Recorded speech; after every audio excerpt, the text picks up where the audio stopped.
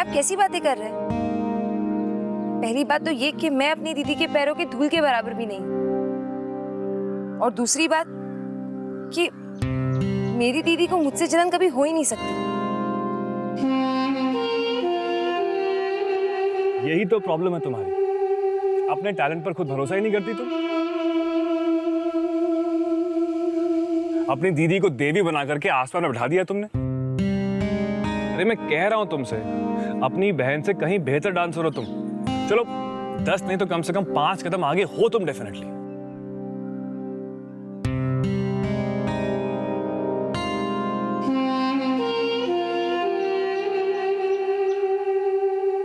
सच कह रहा हूं भाई मैं, और ऐसा नहीं कि तुम्हारी दीदी को तुम्हारे टैलेंट के बारे में पता नहीं है, सब जानती है वो। डरती है तुमसे वो कि भाई सुषमा यहाँ पे आ गई तो मेरा क्या होगा। मेरी दीदी के बारे में इस तरह बात करना बंद कीजिए आप जानते ही कितना है उन्हें।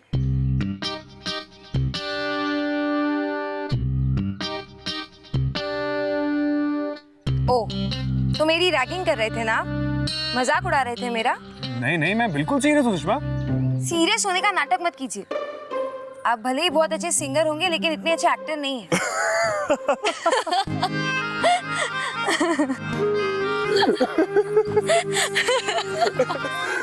अच्छा, अब समझे। आप दोनों मिलकर मेरी खिंचाई कर रहे थे ना? नहीं नहीं, मेरा इसमें कोई हाथ नहीं है, लेकिन ब्रिज तुम बिल्कुल सही कह रहे हो। सुशी, तुझे देख के तो मुझे अभी डर लगने लगा है। तू तो बहुत जल्द मुझसे आगे निकल जाएगी, फिर मेरा क्या होगा? मुझे कौन पूछेगा? दीदी, आप भी इन्हीं की तरह बोल रही है। चाहिए, मैं आपसे बात नहीं करती। अरे सुशी रुक तो।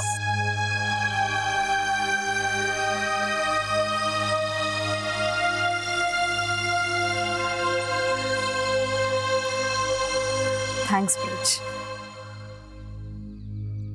आज मुझे ऐसा लग रहा है कि मेरी जिम्मेदारियों के सामने मैं अकेली नहीं हूँ।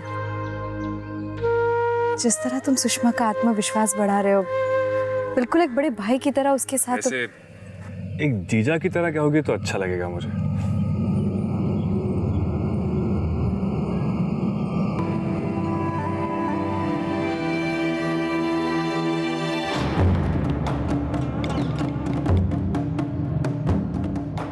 संभाल के रहना ब्रिज, मामला बहुत नाजुक है। तुम्हें घरवाली को भी संभालना है और आधी घरवाली को भी। खैर, जिंदगी में एडवेंचर ना हो तो मजा ही क्या। देखते हैं क्या होता है।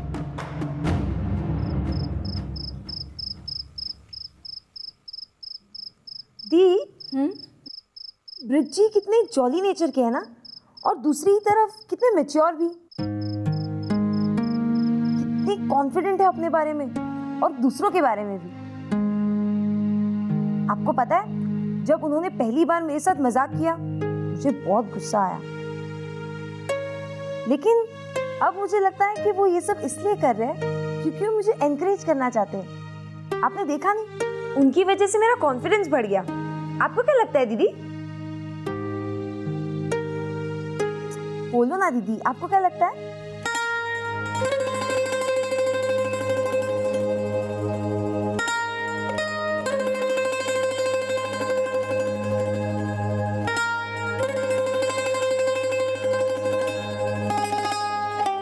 दीदी कहाँ हैं आप?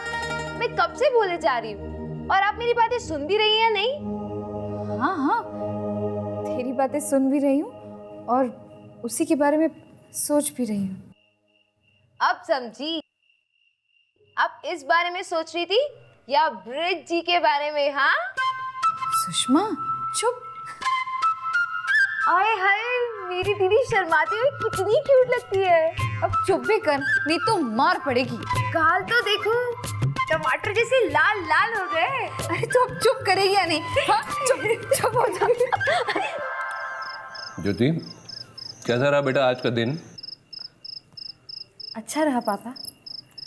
पापा, दीदी तो हमेशा की तरह इतना ही बोलेंगी। मैं बताती हूँ ना, मेरा आज का दिन तो बड़ा माइंड ब्लोइंग था। ऐसी क्या खास बात थी बेटा आज के दिन? पापा ये पूछिए क्या खास नहीं था आज ब्रिज जी ने मेरी डांस प्रैक्टिस की इतनी तारीफ की, इतनी तारीफ की, इतनी तारीफ की, मानो मानो मैं उड़ रही थी। ब्रिज जी जैसे सिंपल और डाउन टू अर्थ इंसान मैंने आज से पहले कभी नहीं देखा उन्हें। और वो इतना अच्छा गाते हैं, इतना अच्छा गाते हैं कि सुनने वाला बस खो ही जाए उन्हें देखकर। भाई सुषमा तो ब्रिज साहब की बड़ी तारीफ कर रही है, तुमने कभी जिक्र नहीं किया ज्योति? पापा वो किया था ना जिक्र, माँ को। अरे ये कहीं वही छोरा तो नहीं है जो आधी रात को छोड़ने आया था इस ज्योति को? ये इन छोरियों को हो क्या है, हैं? जो अजीब अजीब लड़कों के साथ मेल मिलाप बढ़ा रही हैं। दादी, ब्रिज जी बहुत अच्छे इंसान है, आप एक बार उनसे मिल तो लीजिए, फिर देखना आप भी मेरी और दीदी की तरह उनकी दोस्त बन जाएंगी। मुझे लगता है उन्हें घर डिनर पर बुलाना चाहिए। बस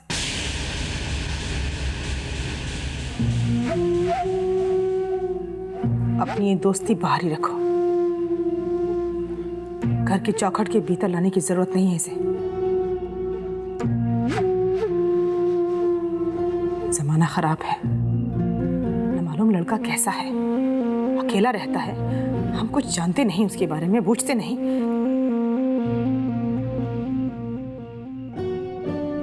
ऐसे कैसे बुला लें उसे?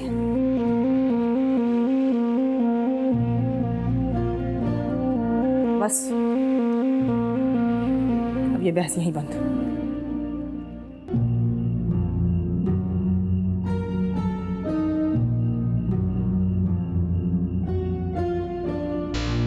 तुम्हारा कहना बिल्कुल सही है पद्मा,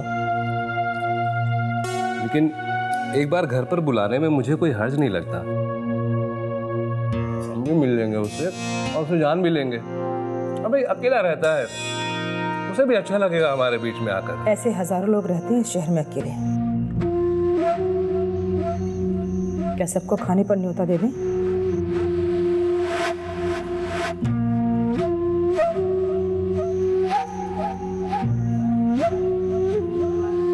हजारों लोग हमारी बेटियों के दोस्त नहीं है पद्मा, और इससे एक अच्छी बात और हो जाएगी। ज्योति जब कभी शो से लेट हो जाती है, हम उसके लौटते तक दरवाजे पर टकटकी लगाए देखते रहते हैं। कम से कम हमें इस बात की तसल्ली तो रहेगी उसके साथ जो है वो जिम्मेदार भरोसेमंद आदमी है। भाई मेरे हिसाब से तो उसे एक बार खाने पे बुलाना चाहिए, अच्छा लगेगा बच्चों को। थैंक यू पापा। मेरे हिसाब से बुला लेना चाहिए। अरे इसी बहाने कुछ खास खाने को मिल जाएगा, नहीं?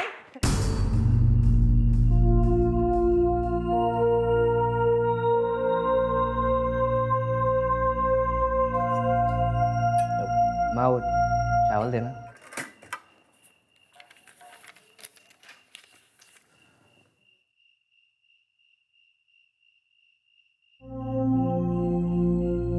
क्या बात है पद्मा, तुम सोई नहीं? कहीं इस लाइट की वजह से तुम्हें परेशानी तो नहीं हो रही है? तुम कहो तो मैं इसे बंद कर देता हूँ। नहीं नहीं नहीं,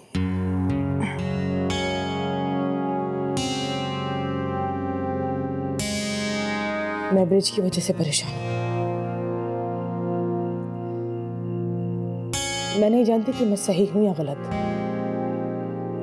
बस मेरा दिल गवाही नहीं दे रहा है कि उसे घर बुलाया जाए।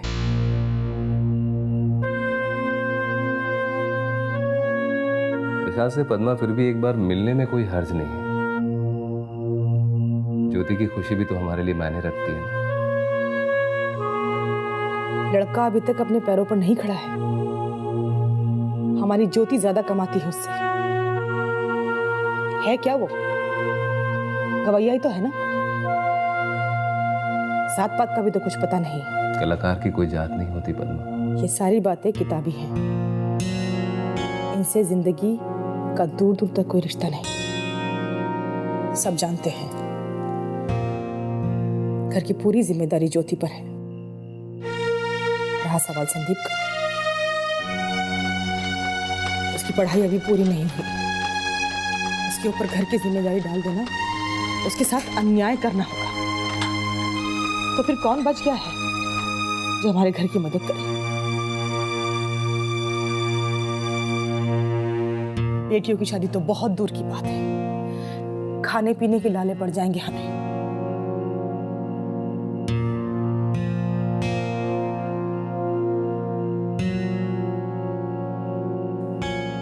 लड़कियों की इज्जत कांच की तरह होती है,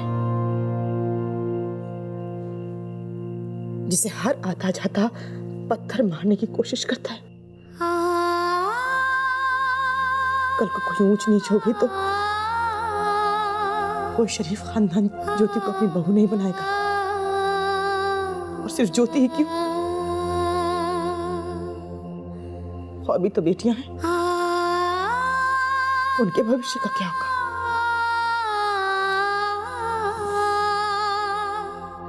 सोच लिया है मैंने, ब्रिज का और ज्योति का मेल मिलाप ठीक नहीं, इसी में ही सबकी भलाई है। और ज्योति की भलाई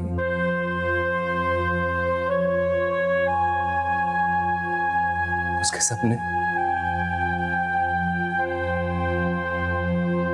उसकी जिंदगी, इसके बारे में क्या राय है तुम्हारी?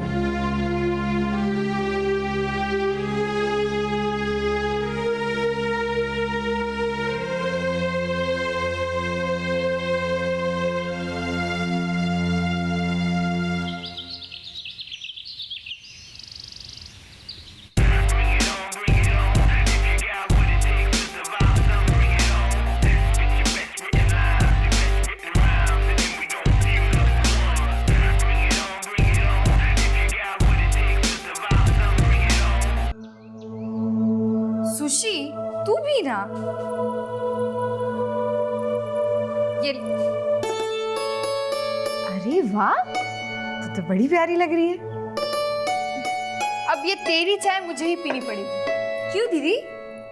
लिपस्टिक जो लगा रखी है तूने, उसे तो तू खराब नहीं करेगी, है ना? अरे दीदी, लिपस्टिक दोबारा लगाई जा सकती है, मगर आपकी चाय थोड़ी ना मिस की जा सकती है।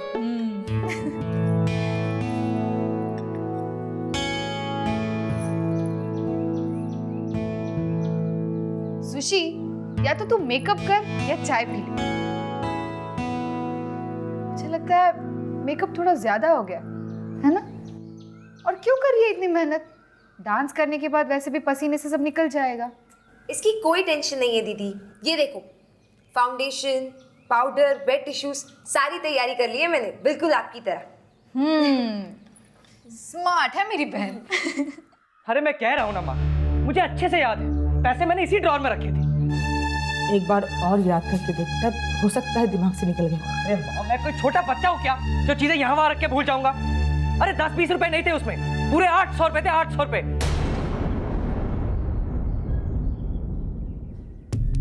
देख देख दीपू, कभी कभी ना हड़बड़ाहट में चीजें आंखों के सामने होते हुए भी नजर नहीं आती है। तू सोच, ध्यान कर और देख, कमरे में कहीं होगा। अरे यार, मैं 10 बार देख चुका कमरे में, 10 बार देख चुका हूं। मैं आपको कह तो रहा हूं कि मैंने इसी कबर्ड के अंदर पैसे रखे थे।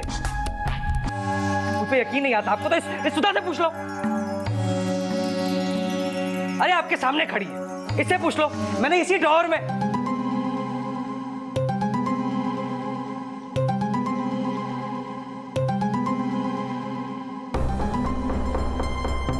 यही है।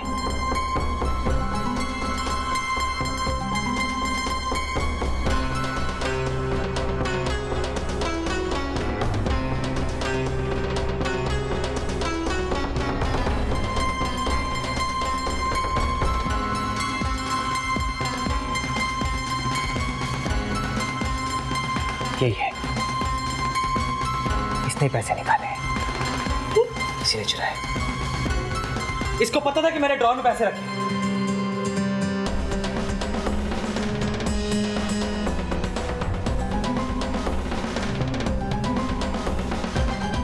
कहाँ है मेरे पैसे सुधा? क्यों चुराए मेरे पैसे?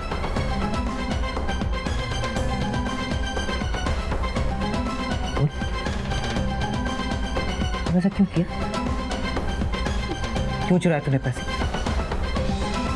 अरे तुझे पैसे चाहिए थे तो मुझसे मांगती। दीपू, कैसी बातें कर रहा है तू? सुधा ऐसा नहीं कर सकती है। अरे क्यों नहीं कर सकती? इसके अलावा कोई नहीं जानता था कि मेरे पास पैसे थे, या ये जानती थी या मैं? ये आई थी रूम में, इसने मुझे पैसे डालते हुए देखा और मैंने इसे डांटा भी। बिना नॉक करके आई थी। डांटा था तुझको? पूछो इससे, पूछो। दीपू, बस बहुत हो गया। माना कि घर में से पैसे गए हैं, लेकिन सुधा ऐसा नहीं कर सकती। अरे पद्मा, तू इतनी शान से कैसे बोल रही है कि दिल्ली ने चोरी नहीं की?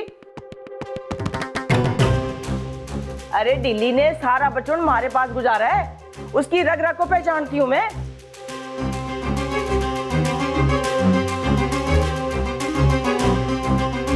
आप सही कह रही हैं दादी। सुधा, सच में बोलते पैसे कहाँ है? बोलते वरना।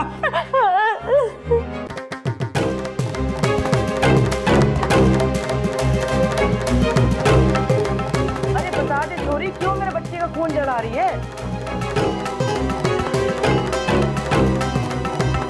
हे राम जी, बताओ, इस घर में छोरी ही पैसे पे हाथ साफ करती है। बस राम जी, बस। बस कीजिए दादी जी, कितने ताने सुनाएंगी आप? और सुधा को कोई कुछ नहीं कहेगा। चुप चुप हो जाओ। दीपू, पैसे ही तो गायब हुए ना, मिल जाएंगे। मिल जाएंगे। कितने थे? 800।